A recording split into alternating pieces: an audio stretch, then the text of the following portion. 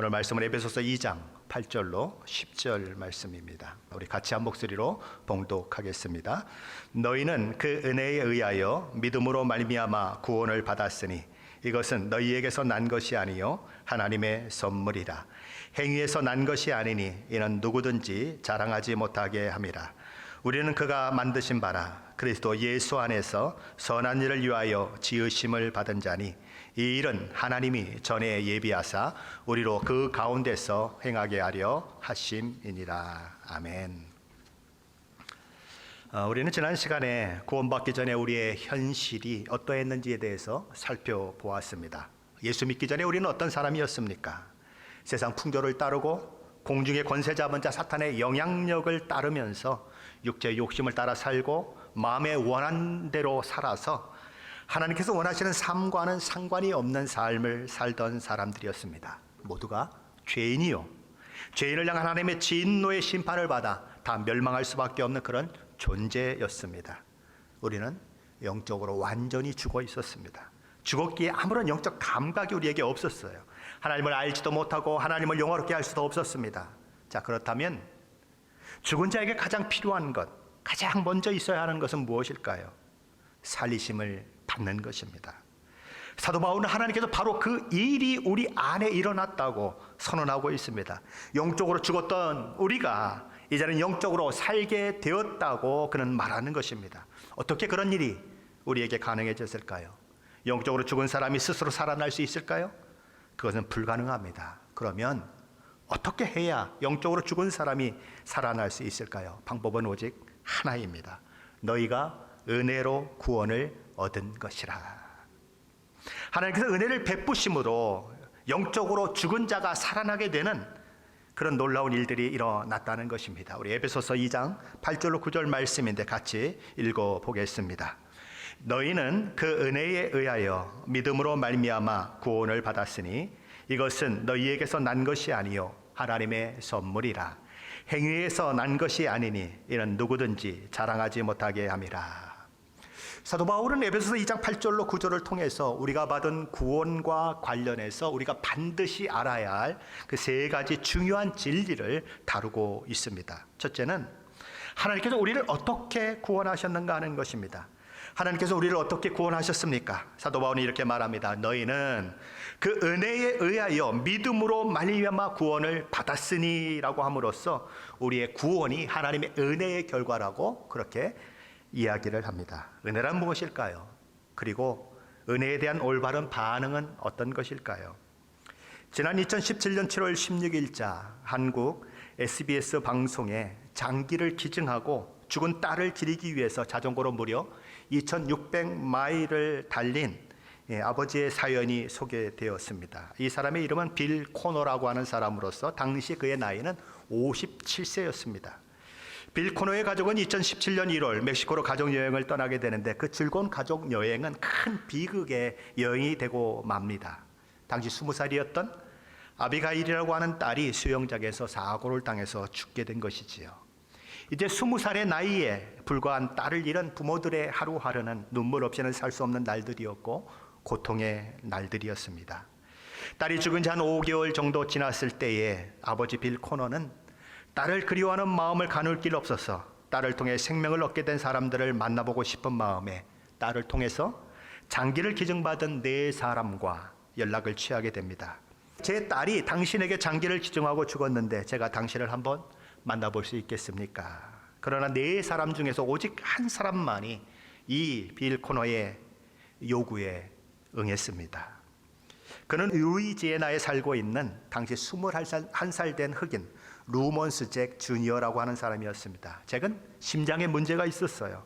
심장 전문의는 그에게 이렇게 얘기했습니다. 당신은 앞으로 10일밖에는 더 살 수 없습니다. 장기 기증자가 나오지 않으면 그는 10일 후에는 죽어야 할 그런 사람이었습니다. 하지만 바로 그때에 아비가일의 심장이 그에게 도착이 됐고 그는 이식받아서 새로운 생명을 얻게 된 거죠.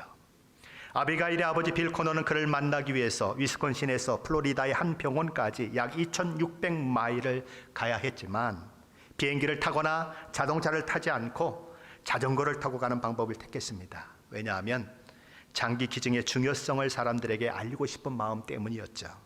그는 무려 한 달 반 만에 자전거를 타고 플로리다에 있는 한 병원에 도착합니다. 자기 딸이 그곳에서 죽었고 자기 딸이 그곳에서 4개의 장기를 다른 사람들에게 주었던 바로 그 병원이지요. 병원에 들어서자마자 그의 눈은 눈물이 앞을 가립니다. 그를 맞으러 하러 나온 한 흑인이 있었지요. 루머스 잭이라고 하는 사람이지요. 심장을 기증받은 사람입니다. 잭은 빌 코너에게 청진기를 들려줍니다. 자신의 심장이 되어 있는 빌 코너의 딸 아비가일의 심장 소리를 들어보게 한 것입니다. 청진기를 통해서 심장 소리가 들려옵니다. 딸의 심장 박동 소리를 듣고 빌 코너는 주체할 수 없이 흐느낍니다. 내 딸의 심장 소리구나. 그의 심장이 살아 뛰고 있구나. 빌 코너는 딸의 심장을 가지고 있는 잭을 한참이나 끌어안고 웁니다. 빌 코너는 이렇게 말합니다. 내 딸의 심장으로 인해 이 청년이 숨쉬고 있다는 생각에 감격스럽습니다. 그리고 이렇게 딸을 다시 만나게 되어 너무 행복합니다. 딸의 심장만 가지고 있는데 그는 딸을 만난 것처럼 너무 기뻐하는 것입니다. 한편 심장을 이식받은 잭은 방송과의 인터뷰에서 이렇게 자신의 심경을 이야기했습니다. 빌 코너의 딸이 저를 살렸습니다. 제가 할 수 있는 일은 아무것도 없습니다. 그의 가족에게 평생 감사하며 살 것입니다. 빌 코너는 잭의 가슴에서 딸의 심장 소리를 들었습니다. 잭은 자신에게 심장을 주어 새로운 삶을 허락한 빌 코너의 가족에게 평생 감사하며 살겠다고 고백을 합니다.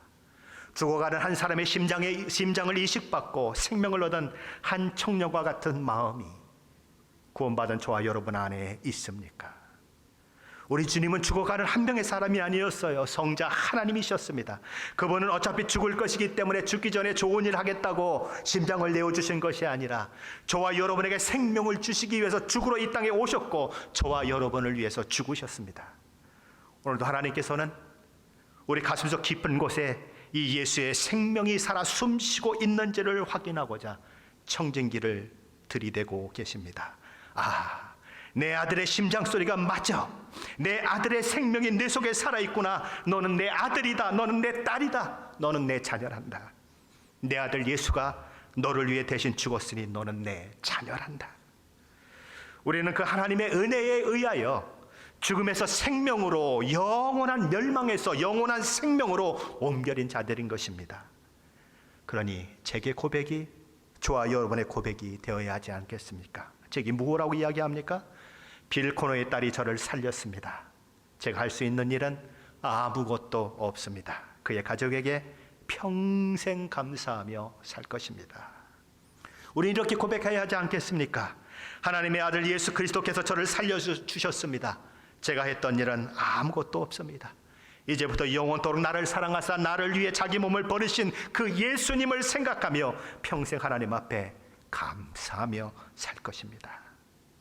하나님이신 성자 하나님이 우리를 위해 생명을 주셨습니다. 그리고 그 생명이 우리 속에서 오늘도 역동적으로 역사하고 있습니다. 모두 다 하나님의 은혜로 된 것입니다. 그러기에 사도 바울은 갈라디아서 2장 20절에서 이렇게 말씀합니다. 우리 같이 읽어보겠습니다. 내가 그리스도와 함께 십자가에 못 박혔나니 그런즉 이제는 내가 사는 것이 아니요 오직 내 안에 그리스도께서 사시는 것이라. 이제 내가 육체 가운데 사는 것은 나를 사랑하사 나를 위하여 자기 자신을 버리신 하나님의 아들을 믿는 믿음 안에서 사는 것이라.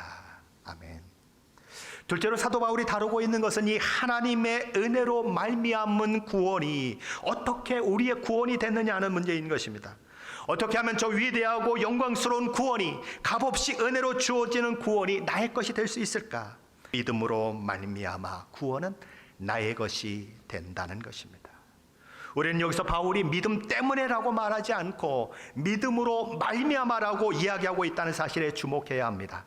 사도 바울이 믿음 때문에라고 이야기하지 않고 믿음으로 말미암아라고 이야기하고 있는 것은 믿음은 구원을 위한 도구요 수단이지 구원을 위한 근거가 아니라는 것입니다. 우리가 구원받은 근거는, 우리가 구원받게 되는 원인은 오직 예수 그리스도께 있습니다. 예수 그리스도께서 십자가의 부활로 이루신 그 역사가 저와 여러분을 구원하는 것입니다. 우리가 가진 믿음조차도 하나님의 은혜의 선물이에요. 우리는 죄와 허물로 죽은 사람들이었습니다. 죽은 사람이 믿음을 가질 수 있을까요? 죽은 사람이 믿음을 가진다고 하는 것은 불가능합니다. 죽은 사람이 사람 살려주세요 라고 소리칠 수 있을까요? 만일 저와 여러분이 사람 살려주세요 라고 소리칠 수 있다면 저와 여러분은 결코 죽은 사람이 아닌 것입니다. 소리칠 수 있다는 것은 살아있다는 증거이기 때문에 그렇습니다. 믿음이 먼저냐 은혜가 먼저냐 가지고 논쟁하는 분들이 있습니다. 죄와 허물로 죽은 사람에게 그럼 믿음이 먼저일까요? 은혜가 먼저일까요? 당연히 은혜가 먼저입니다. 왜요? 죽은 사람은 믿음을 가질 수가 없어요. 죽었는데 어떻게 믿음을 가져요? 그러게 사도 바울은 뭐라고 얘기합니까? 너희는 그 은혜에 의하여 믿음으로 말미암아 구원을 받았으니 라고 말하는 것입니다. 뭐가 먼저입니까? 은혜가 먼저고 그 다음이 믿음인 것입니다. 사도 바울이 이 말씀을 통해서 무엇을 가르치고 있습니까? 모든 것이 하나님으로부터라는 것입니다. 은혜도 하나님으로부터요, 믿음도 하나님으로부터이기 때문에 우리의 구원은 말할 필요도 없이 전적으로 하나님께서 원인이 되신다는 거예요. 우리의 구원의 근거는 사람에게 있지 않고 하나님께 있다는 것입니다. 우리의 구원 어느 한 부분도 인간의 노력이나 공로로 이루어진 것이 하나도 없다는 거예요. 그것은 하나님께서부터 온 것이고 하나님의 선물입니다. 물론 그 하나님의 선물을 받아들일 것이냐 말 것이냐 하는 데 있어서 우리의 믿음이 동원됩니다. 그 믿음은 우리가 행사해야 합니다. 왜냐하면 하나님께서 우리를 구원하기 위한 모든 것을 다 준비해 주셨지만 그렇다고 해서 하나님께서 우리가 믿는 것조차도 대신해 주실 수는 없기 때문입니다. 그러나 우리가 믿을 수 있기 전에 하나님께서 우리 속에 믿음의 씨앗을 심어 주십니다. 하나님께서 먼저 우리에게 믿음을 주시지 않으면 그 믿음조차도 우리는 행사할 수 없는 영적으로 죽은 사람이었다는 것입니다. 그래서 사도 바울은 성령으로 아니하고는 누구든지 예수를 주시라 할 수 없느니라 라고 선언하고 있는 것입니다. 이처럼 우리의 구원에 관한 한 모든 것이 전폭적으로 하나님의 행위이기 때문에 바울 사도는 이것이 너희에게서 난 것이 아니요 하나님의 선물이라 라고 말씀하는 것입니다. 하나님께서는 이미 우리를 구원하기 위한 모든 것들을 다 이루어 놓으셨습니다. 때가 되면 우리 성자 하나님을 여자에게 나가 하시고 때가 되면 우리 죄를 대신하여 십자가에 죽게 하시고 때가 되면 부활 승천케 하심으로 우리의 구원을 위한 모든 것들을 다 이루어 놓으셨습니다. 우리가 믿음으로 응답하기만 하면 이 하나님께서 이미 이루어 놓으신 모든 구원이 우리의 구원이 되는 것입니다. 자, 그렇다면 우리는 우리가 얻은 구원에 대해서 어떤 태도, 어떤 자세를 가져야 마땅할까요? 사도 바울은 셋째로 에베소서 2장 9절에서 이렇게 선언합니다. 우리 한번 같이 읽어보겠습니다. 행위에서 난 것이 아니니 이는 누구든지 자랑하지 못하게 함이라. 이 말씀은 우리가 구원을 어떻게 보고 있는지 그리고 그리스도인 되게 한 것에 대해 어떤 관점을 가지고 있는지를 시험하는 아주 중대한 잣대와 같은 말씀인 것입니다. 저와 여러분은 예수 믿는 그리스도인입니다. 그렇다면 그것에 대해서 어떤 생각을 가지고 있습니까? 저와 여러분은 어떻게 그리스도인이 되셨습니까? 무엇을 통해서 그리스도인이 되셨습니까? 그리스도인이 되게 한 근본 원인은 무엇입니까?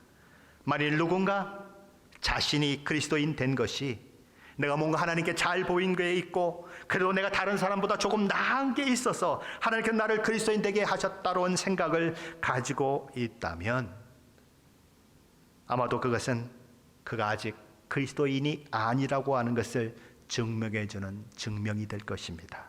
왜요? 그런 생각은 오늘 에베소서 2장 9절의 말씀과 정반대되는 생각이기 때문에 그렇습니다. 에베소서 2장 9절 말씀 뭐라고 말씀합니까? 행위에서 난 것이 아니니 이는 누구든지 자랑하지 못하게 함이라. 그러므로 사도 바울은 로마서 3장에서 이 점을 더욱 분명하게 이렇게 진술합니다.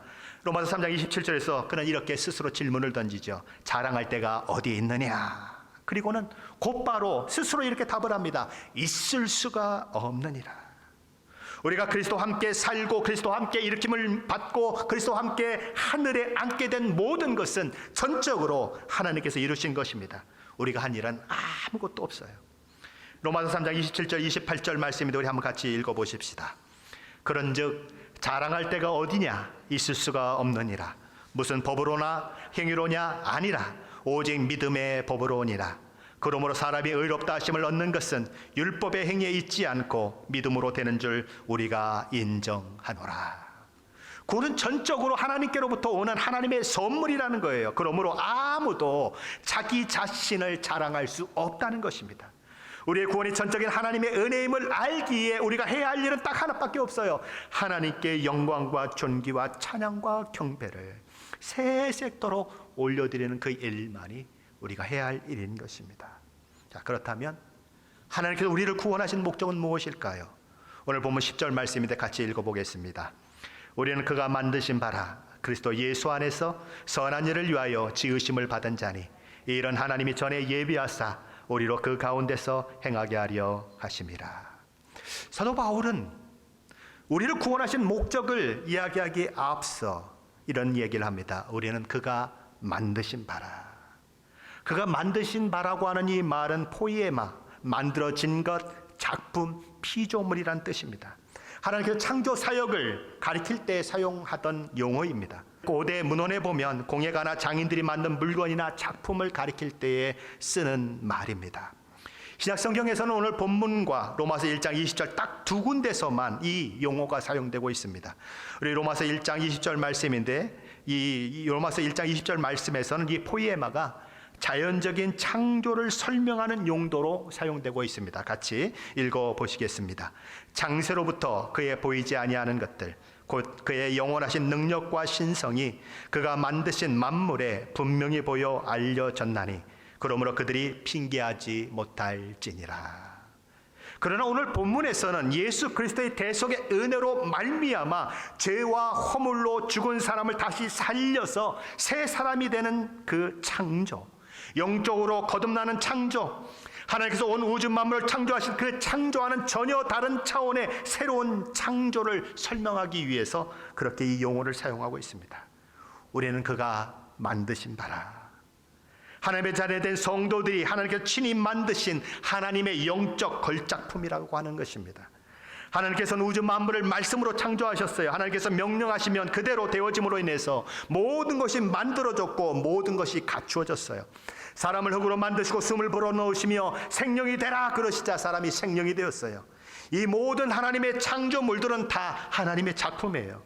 우주 만물의 모든 작품들을 다 만들어 놓으신 후에 하나님의 마음은 어떠셨을까요? 창세기 1장 31절 말씀은 이렇게 표현합니다. 같이 읽어보시겠습니다. 하나님이 지으신 그 모든 것을 보시기에 심히 좋았더라. 저녁이 되고 아침이 되니 이는 여섯째 날이니라. 하나님께서는 말씀으로 창조하신 모든 만물을 보시고 심히 좋아하셨어요.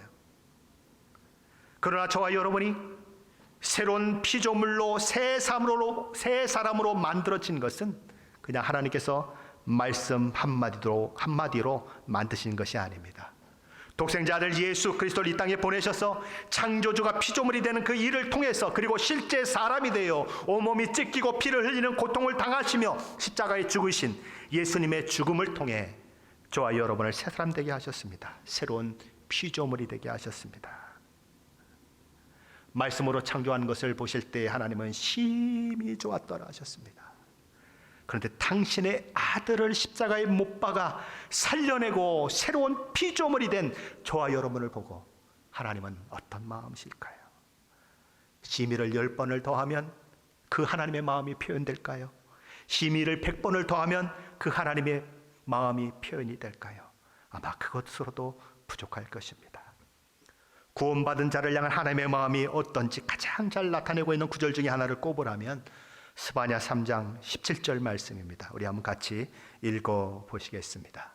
너희 하나님 여호와가 너희 가운데 계시니 그는 구원을 베푸실 전능자이시라. 그가 너로 말미암아 기쁨을 이기지 못하시며 너를 잠잠히 사랑하시며 너로 말미암아 즐거이 부르며 기뻐하시리라 하리라. 여기 보십시오. 뭐라고 기록되어 있습니까? 하나님께서 우리를 보실 때의 기쁨이 얼마나 큰지 기쁨을 이기지 못하신다고, 기쁨을 주체할 수가 없어서 어쩔 줄 모르신다고 기록되고 있습니다. 저와 여러분의 가치는 저와 여러분이 얼마나 가졌느냐, 무엇을 누리고 있느냐, 얼마나 키가 크고 얼마나 멋지게 생겼느냐, 얼마나 능력이 있느냐 등으로 결정되지 않습니다. 저와 여러분의 존재 자체가 예수 그리스도의 피값으로 산 새 사람이기 때문에 하나님의 기쁨이요, 하나님의 가장 존귀한 존재인 것입니다. 저와 여러분은 하나님께서 성자 하나님을 십자가에 못 박으심으로 새 사람 되게 하신 최고의 걸작품입니다. 우리는 천사들도 부러워하는 하나님의 자녀들입니다. 우리는 하나님의 종들인 천사와는 비교가 안 되는 지위에 있는 자들이에요. 하나님의 아들과 딸들입니다. 그러게 히브리서 1장 14절 말씀은 이런 말씀을 우리에게 해주고 있습니다. 한번 같이 읽어보시겠습니다. 모든 천사들은 섬기는 영으로서 구원받을 상속자들을 위하여 섬기라고 보내심이 아니냐. 그 누구도 그 무엇도 성도를 만들어낼 수 없습니다. 성도는 오직 하나님께서만 만들어낼 수 있는 하나님의 작품이에요. 하나님께서 당신의 모든 지혜와 능력을 동원하셔서 그리스도 안에서 새로 창조하신 작품, 그가 누구냐 하면 바로 저와 여러분인 것입니다. 저와 여러분이 비록 외형적으로 불신자와 별 차이가 없어 보일 때가 있어요. 그러나 본질적으로는 엄청난 차이가 있는 것입니다. 신자와 불신자의 차이는 하나님의 아들과 사탄의 추종자의 차이요, 천국과 지옥의 차이요, 영생으로의 부활과 영원한 형벌로서의 부활의 차이인 것입니다. 하나님께서는 우리를 우리 되게 하신 분이세요. 하나님께서는 우리가 아직 죄인 되었을 때 우리를 위해 아들 예수 그리스도를 이 땅에 보내사 십자가에 죽게 하심으로 우리를 구원하시고 하나님의 자녀가 되게 하셨습니다. 그러면 하나님께서 그렇게 우리를 존귀한 존재로 만드신 이유는 무엇일까요? 왜 우리 하나님께서는 우리를 구원하사 새 사람이 되게 하셨을까요? 오늘 본문 에베소서 2장 10절 말씀은 이렇게 말씀합니다. 다시 한번 같이 읽어보겠습니다. 우리는 그가 만드신 바라 그리스도 예수 안에서 선한 일을 위하여 지으심을 받은 자니 이런 하나님이 전에 예비하사 우리로 그 가운데서 행하게 하려 하심이니라. 하나님께서 우리를 구원하신 이유는 우리로 선한 일을 하도록 하기 위한 것이라고 사도 바울은 말합니다.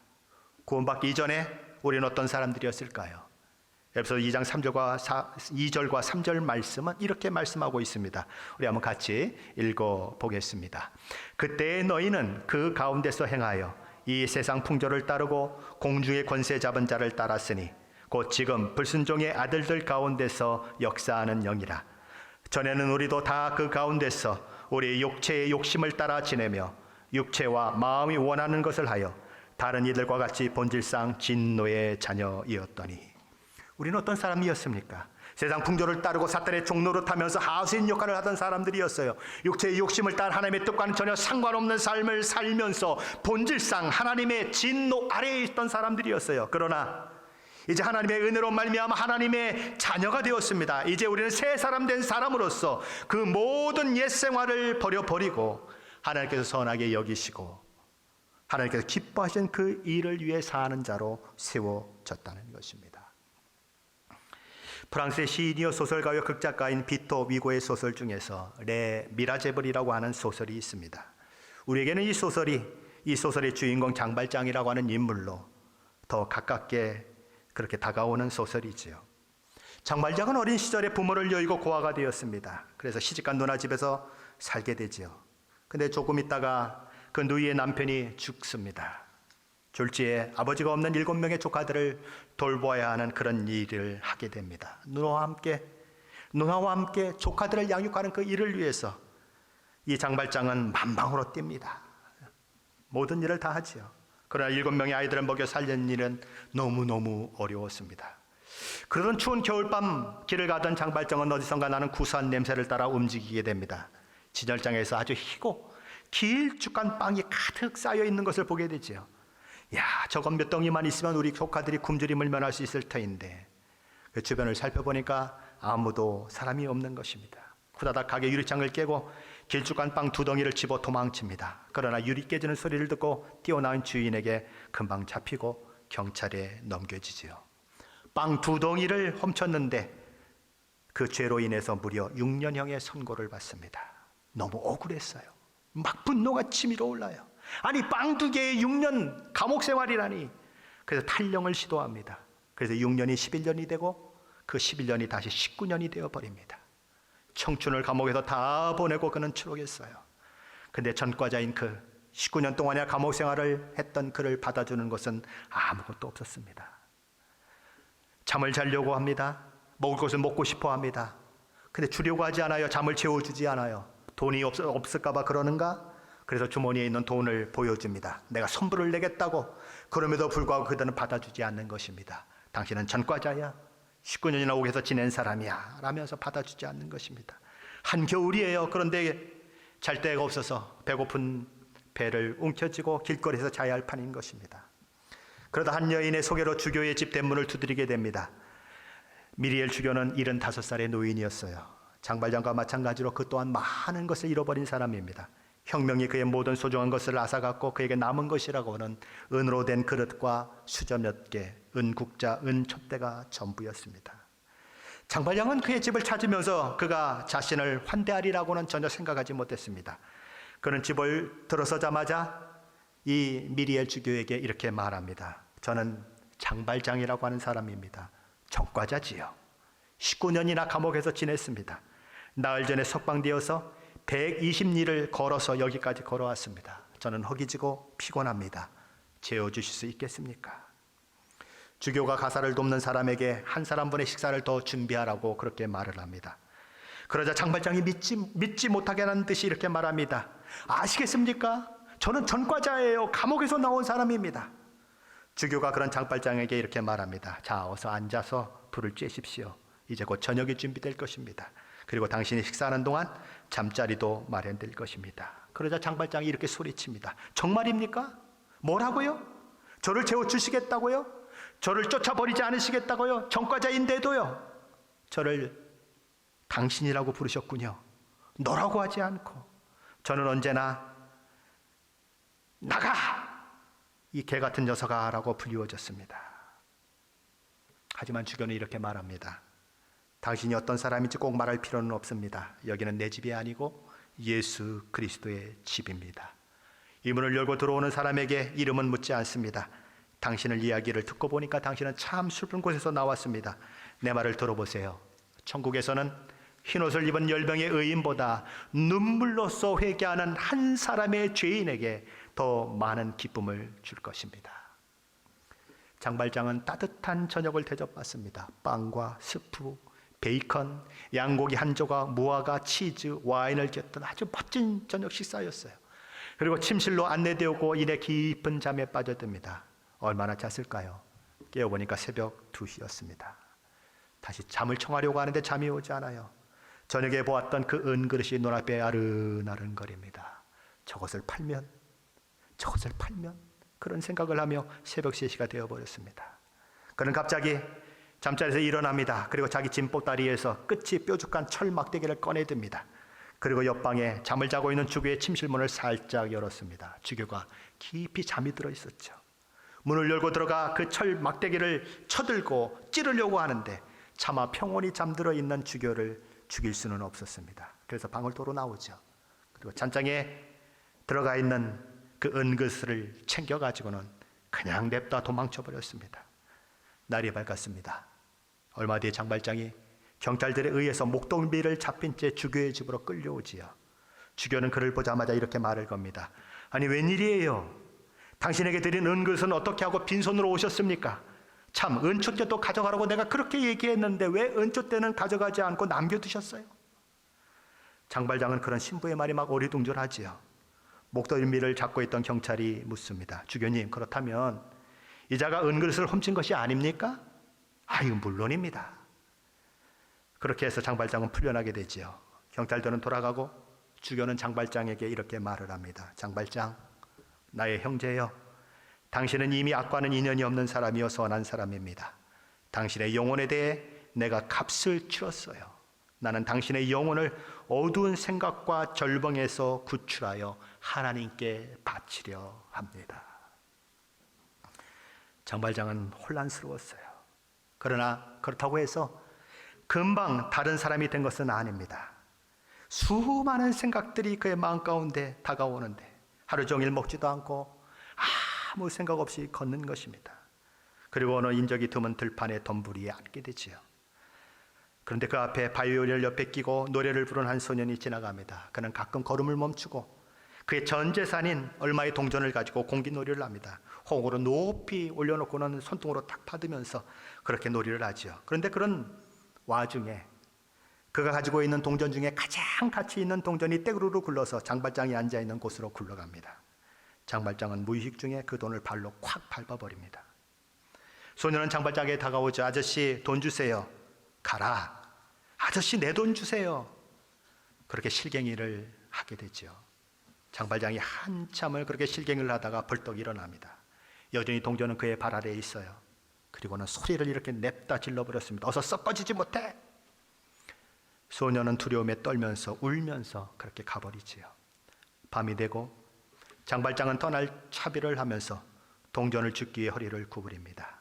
동전이 달빛에 번쩍이고 그 번쩍거리는 동전의 빛이 그의 눈에 들어올 때 그는 순간 감전된 것처럼 부르르 몸을 떨어요. 그리고 미친 듯이 아이의 이름을 부르며 달려갑니다. 하지만 목이 쉬어라 아이를 불러봤지만 아이를 찾을 수가 없습니다. 그는 바위에 쓰러져 울부짖습니다. 아, 나는 정말 불쌍한 놈이야. 19년 만에 처음 우는 눈물이었어요.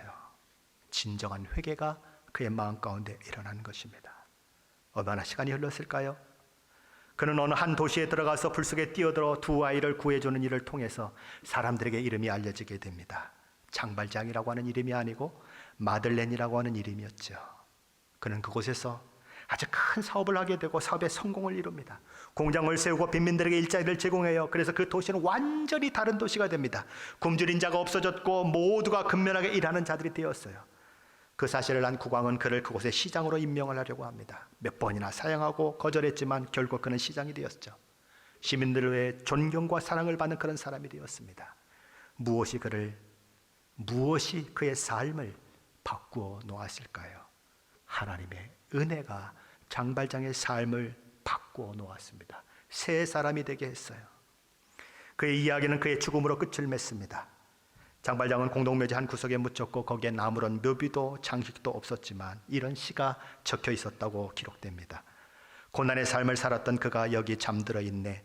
속죄의 길을 걸으며 남을 위해 살았던 그가 죽었네. 영원히 이곳에 잠들어 있네. 불효한 환경 가운데 태어났어요. 억울함으로 치를 떨었어요. 세상에 대한 증오와 낮은 자존감 그리고 실패와 좌절 속에 있었던 장발장은 하나님의 은혜를 경험하고 나서 용서받은 죄인이 되고 나서 그의 남은 삶을 용서받은 죄인으로 살았습니다. 여러 어려움, 여러 고통 속에서도 자신이 용서받은 죄인이라고 하는 사실을 기억하면서 용서 못할 자를 용서하고 품을 수 없는 자를 품고 살았습니다. 하나님께서 만드신 작품으로서 그는 하나님의 새 창조의 능력과 지혜를 온 세상에 드러내는 존재가 된 것입니다. 너희는 그 은혜에 의하여 믿음으로 말미암아 구원을 받았으니 이것은 너희에게 난 것이 아니요 하나님의 선물이라. 저와 여러분 속에 예수의 생명이 있으십니까? 예수 그리스도의 생명이 저와 여러분 속에 역사하고 있습니까? 하나님께서 저와 여러분의 심장에 청진기를 떨어내시고 저와 여러분의 심장 소리를 듣는다면 우리 하나님께서는 우리 심장 속에서 예수 그리스도의 심장 소리를 들을 수 있으실까요? 만일 우리가 하나님의 은혜를 알았고 믿음으로 십자가 대속의 은혜를 받아들였다면 하나님께서는 우리 속에 있는 예수의 그 생명의 소리를 들으실 것이고 저와 여러분의 못난 부족감, 열등감과 낮은 자존감에도 불구하고 이렇게 말씀하실 것입니다. 아니다 내 아들아, 내 딸아, 너는 그런 존재가 아니다. 내 아들 예수를 십자가에 못 박아 구원할 만큼 나의 가장 사랑스러운 아들과 딸이 너란다. 눈에 넣어도 아프지 않을 만큼 나는 너를 사랑한단다. 내가 너로 인하여 기쁨을 이기지 못하겠노라. 내가 너를 구원하였고 내가 너를 지명하여 불렀나니 아들아 딸아 너는 내 것이라. 사랑하는 딸아 아들아 너는 내 작품이란다. 수많은 사람들에게 내가 너를 어떤 자로 만들었는지 내 속에 내 숨결이 어떻게 숨쉬고 있는지 아는 자로 그것을 드러낼 내 걸작품이란다. 사랑하는 딸 아들아 나와 함께 가자. 나의 사랑 나의 어여쁜 자야 일어나 함께 가자. 우리는 그가 만드신 바라 그리스도 예수 안에서 선한 일을 위하여 지으심을 받은 자니 이런 하나님이 전에 예비하사 우리로 그 가운데서 행하게 하려 하심이라. 저와 여러분이 하나님의 은혜로 하나님의 작품된 자로서 오늘도 내일도 나를 빚으시고 나를 오늘의 나가 되게 하신 그 하나님의 영광을 마음껏 드러내시며 하나님과 동행하시는 그런 일들이 있으시기를 예수 그리스도의 이름으로 간절히 축원합니다. 기도하겠습니다.